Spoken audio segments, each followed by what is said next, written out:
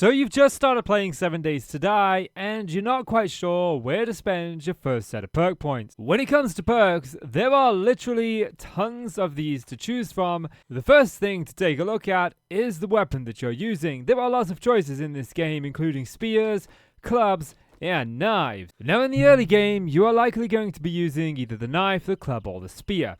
I always recommend either the knife if you feel comfortable, if not, then the spear for the range. And I recommend putting some perks into that. There is always a perk assigned to that particular weapon.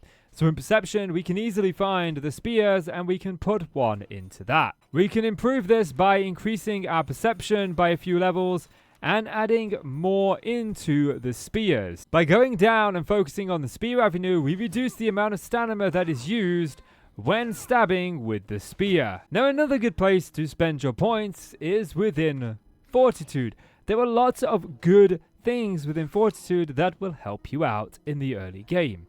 If we were to put some perks into Fortitude just to unlock a few, then we can look more in depth at the other options. The pain tolerance, this is going to reduce the amount of damage that you take when getting hit. So what we can do is we get a 20% less chance of getting stunned and reduce HP loss by 5% on just the first one. So working through this one is going to make you tougher to take out. Then we've got another one of my personal favorites, although you might want to avoid this one at the very beginning.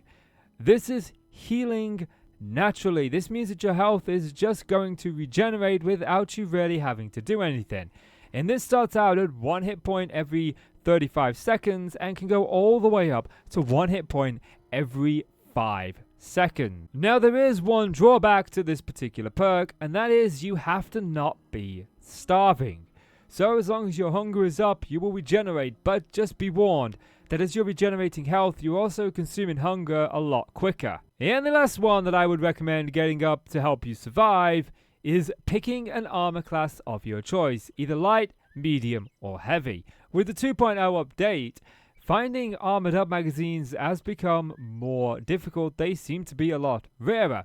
So what we want to do is pick a class of armor and focus on upgrading those. Now, unlike the previous two skills that I showed you, you don't actually have to have an overarching skill up to a certain level to get this. We can just simply progress through whichever class of armor we want to use.